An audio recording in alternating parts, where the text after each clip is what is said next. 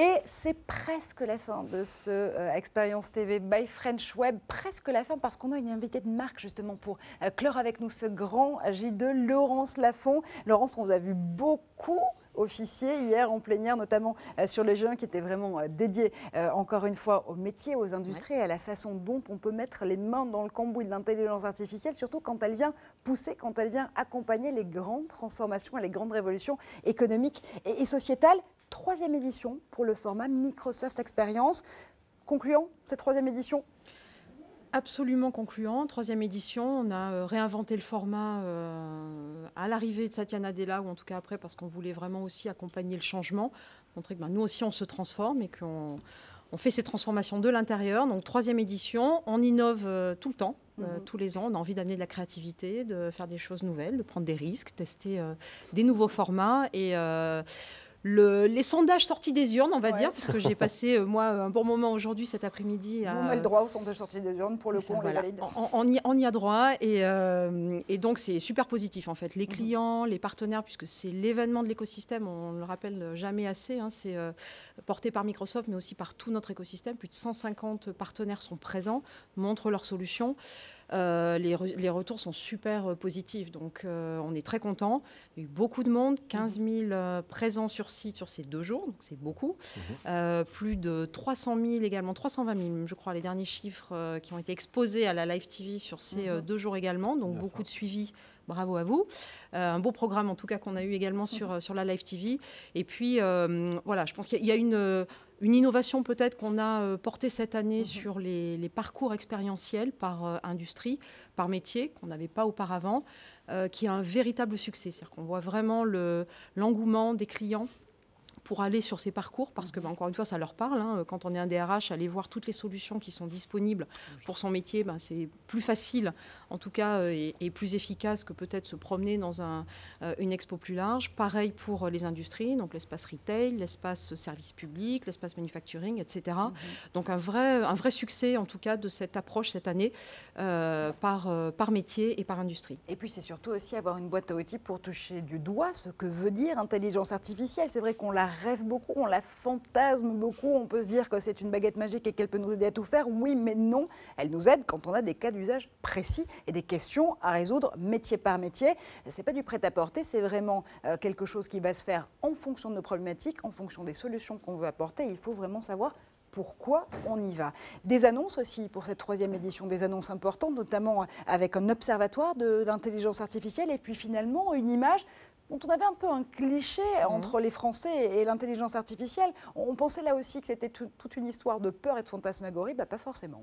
Absolument. Alors, pour revenir peut-être sur le premier point, effectivement, on veut ancrer vraiment l'événement dans le concret, aussi bien sûr projeter tout le monde dans l'avenir et donc montrer ce qui va arriver demain, mais l'idée c'était vraiment aussi de montrer des solutions qui existent aujourd'hui. Donc aller dans l'explication, la vulgarisation finalement de ce que c'est que l'IA et concrètement quelles sont ces solutions qui vont permettre aux entreprises de se transformer, de revoir leur façon d'engager avec leurs clients, de revoir leur façon de travailler en interne, de voir leur façon de créer des nouveaux produits et services grâce à l'IA, grâce à la réalité mixte aussi. Beaucoup de cas de réalité mixte présentés avec HoloLens sur tout l'espace et très chaleureusement accueillis, je dirais, par nos clients aussi. Donc voilà, on veut s'ancrer dans le présent, le quotidien et permettre à chacun de nos clients de se projeter et de voir.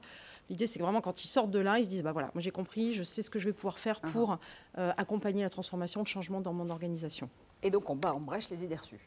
Exactement. Alors, idée reçue, c'est vrai qu'on a lancé, donc dans le cadre du collectif, vous le savez, on a lancé un grand plan intelligence artificielle pour la France. Donc, dans le cadre de ce plan, on a mis en place un collectif avec un certain nombre de clients et de partenaires. Impact AI, c'est ça? Impact AI, exactement. Alors, c'était Impact AI au début, maintenant c'est Impact AI parce qu'on veut aussi pouvoir engager ce collectif au niveau international. Et donc, dans le cadre de ce collectif, on a un groupe de travail qui engage sur la partie observatoire parce qu'on avait envie de prendre le pouls de que disent les Français, que pensent les Français et comment cela va évoluer au cours du temps. Et grosse surprise, en fait, on a fait donc ce premier baromètre avec l'IFOP. Et en fait, on se rend compte que 88% des Français sont comprennent ce que c'est que l'IA. Donc, ils sont capables de donner un exemple, de citer une application de leur quotidien qui utilise de l'intelligence artificielle. Donc, déjà, on n'est pas du tout dans un monde où les gens ne comprennent rien et sont effectivement un petit peu, en tout cas, encore curieux par rapport à cela. 73% des Français sont positifs par rapport à l'IA. Et on a uniquement, dans une question très ouverte, 5% qui expriment un sentiment de menace, ce qui est finalement très faible par rapport à ce qu'on pourrait penser. Donc on était très positivement et agréablement surpris. Bien sûr, il faut continuer à vulgariser, expliquer, montrer, mais on a plutôt, en tout cas, aujourd'hui, je pense en France, un environnement très favorable et des citoyens qui sont prêts à accueillir les innovations positives et responsables que va apporter l'IA. Donc il y a un enjeu derrière d'éducation, finalement, d'éducation des gens, des populations, et puis l'éducation aussi pour les métiers à venir. Absolument, et c'est un des sujets qu'on a beaucoup porté dans le cadre de Microsoft Experience également. On avait un village compétences qui a beaucoup travaillé là pendant 2 jours pour expliquer, pour proposer aux gens des assessments sur leurs propres compétences, voir les parcours de formation qui sont disponibles. Donc c'est vraiment un sujet qui est clé. Je le mentionnais hier en plénière, cette notion de tech intensity que Satya a exposée, qui est vraiment à la fois la capacité à développer des innovations technologiques au sein des organisations et aussi les mettre en œuvre. Et cette mise en œuvre, c'est de la conduite du changement, mais c'est aussi des compétences. Et là, on a tous un devoir de former et accompagner ce mouvement au sein de nos organisations, auprès des jeunes. Donc oui, gros travail, gros investissement également de Microsoft et de notre écosystème. L'école IA Microsoft, on en a beaucoup parlé. On est très fiers de ce projet parce que l'écosystème l'endorse, parce qu'on a beaucoup d'apprenants qui sont aujourd'hui laissés, je dirais, sur le bas-côté ou qui veulent se reconvertir, qui trouvent dans cette école IA une voie de reconversion et qui vont pouvoir se développer dans un nouveau métier grâce à cette école, grâce à l'intelligence artificielle. Et ça, c'est juste génial. Il faut qu'on continue, on veut aller beaucoup plus loin et on a une vraie responsabilité, encore une fois, à accompagner ce mouvement et cette formation sur le marché pour que les gens soient prêts, tout simplement, à utiliser ces technologies et puis aller avec les métiers qui vont se développer demain. Vous prononcez le mot de responsabilité et justement, il est utile pour le prochain sujet qu'on va aborder parce que la responsabilité, évidemment, elle pèse sur les épaules des fournisseurs de solutions en intelligence artificielle, surtout quand on parle de diversité. Alors, diversité dans plusieurs sens du terme, si j'ose dire. Il y a d'abord le fait de se dire qu'on peut proposer des solutions sans biais algorithmique et sans biais de diversité, mais il y a aussi le fait de construire des IA plus inclusives pour ceux et celles qui la développent. Alors oui, on a donc déjà Microsoft, nous sommes très engagés. Moi, je porte la diversité et l'inclusion pour Microsoft en France, donc on est très engagés sur ce sujet-là. On a signé très récemment la charte Jamais sans elle. Donc, on avait aussi un enjeu important à Microsoft Experience d'être exemplaire dans la présence des femmes dans les sessions sur scène. Et on est ravis d'avoir relevé ce défi, parce que c'est un vrai défi d'arriver à avoir des femmes sur scène, surtout quand on est dans des sessions comme aujourd'hui, plutôt technique. Donc voilà, donc c'est important de s'engager sur ce sujet-là. Et la diversité, effectivement, c'est juste clé si on veut créer demain un monde où l'intelligence artificielle va être juste le reflet, je dirais, de l'humanité. Aujourd'hui, si on n'a que des hommes qui développent des algorithmes. Une petite fille et je pense que ce point-là m'importe énormément. C'est super important. Sur la partie développement, éducation et sur les parties des billets. Très sincèrement, vraiment, c'est quelque chose qui me porte beaucoup. Et donc Julia White, on a fait une session aujourd'hui justement sur les métiers de l'IA et de la diversité. Et Julia disait aux papas et aux mamans, mais beaucoup aux papas qui étaient dans la salle, de dire surtout laissez vos jeunes filles, vos filles, faire ce qu'elles veulent, aller vers ces métiers-là, encouragez-les, parce que c'est vrai qu'on est dans des sociétés où il y a encore parfois des biais et où on a tendance à dire, bon alors les métiers techniques, c'est pour les garçons et les filles, tu peux pas faire ça, etc. Donc il faut vraiment au contraire embrasser toutes ces opportunités, laisser ces jeunes filles aller dans ces filières-là, et on en a vraiment besoin parce qu'il faut qu'on crée un environnement, encore une fois, où les algorithmes, ils vont être représentatifs de cette diversité humaine. On parle beaucoup de la diversité de genre, mais il faut aussi penser aux autres diversités. L'accessibilité, la gestion du handicap, c'est aussi un point qui nous tient particulièrement à cœur. Il y a eu beaucoup de solutions présentées sur Microsoft Experience dans ce cadre-là. Smart Arm, je vois qu'il y avait tout à l'heure le petit parcours dans le salon qui montrait aussi cette très belle start-up et cette application qui va permettre aussi d'aider des personnes en situation de handicap. El Picto, il y a beaucoup d'applications qui vont nous permettre là aussi d'utiliser l'IA pour aider les personnes en difficulté, et puis aussi de s'assurer eh bien qu'on crée, encore une fois, un monde équilibré, équitable, divers. Une IA plus inclusive, en effet. Si on revient à la matière première de l'intelligence artificielle, aux données, là aussi, il y a des données qui sont plus sensibles que d'autres, notamment les données de santé. Et là, c'est une première aussi annoncée au cours de cette expérience 2018. Le fait que Microsoft devienne le premier hébergeur et certificateur des données de santé. Absolument. Donc c'est un projet sur lequel on a travaillé depuis pas mal de temps. Et donc nous avons obtenu la certification pour nos data centers en France pour pouvoir héberger des données de santé. C'est super important parce qu'on a énormément de start-up, on a énormément de partenaires dans notre écosystème qui développent des solutions qui permettent vraiment d'apporter un mieux dans la façon de soigner, qui sont attendues par les établissements de santé, etc.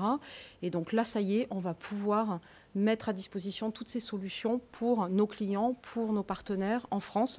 Et c'est top parce qu'en plus, on est les premiers à l'avoir obtenu. Donc, on est très content de ce résultat.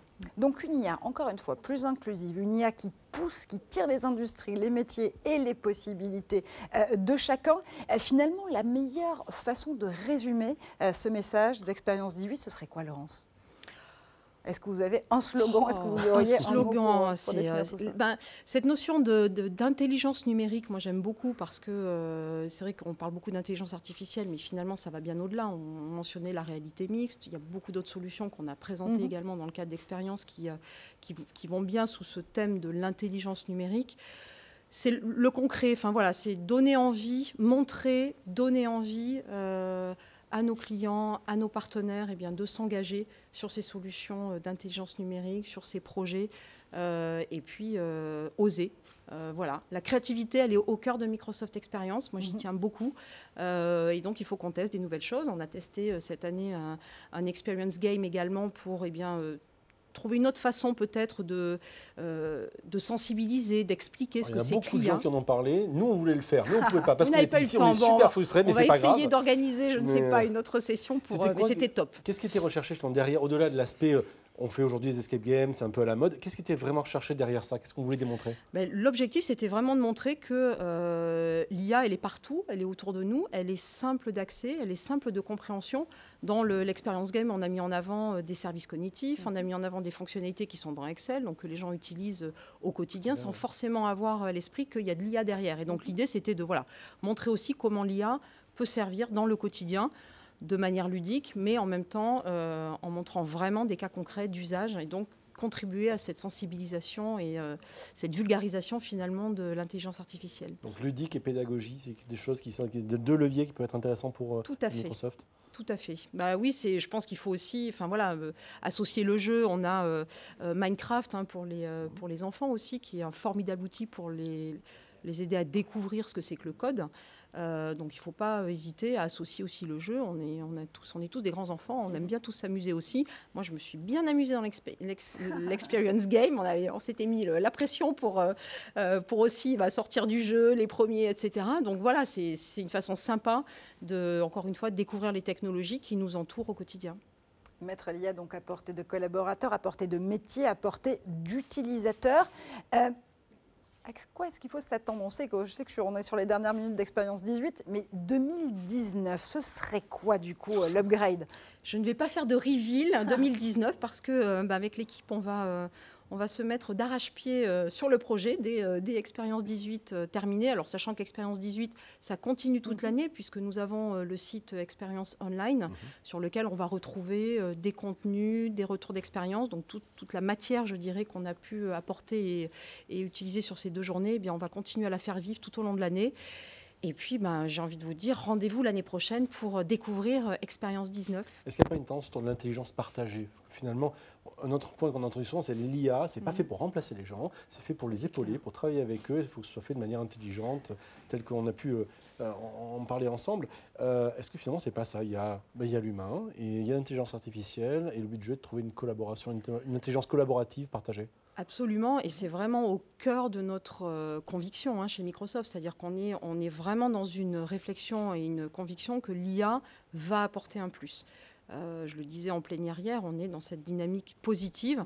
Donc il faut trouver la place, il faut trouver la façon dont on va marier effectivement l'intelligence artificielle avec l'humain. Enfin, la technologie, elle est là depuis toujours, enfin depuis longtemps. On a toujours trouvé les clés pour effectivement continuer à prendre le meilleur de cette technologie et se développer en tant qu'humain. Pour moi, l'IA, c'est la prochaine étape et donc il faut qu'on fasse ce travail-là. Et ce travail-là, c'est en le faisant concrètement tous les jours, en étant extrêmement responsable, extrêmement clair sur ce qu'on veut faire et ne pas faire avec l'IA. Et qu'on trouvera effectivement la meilleure harmonie entre l'intelligence artificielle et l'intelligence humaine.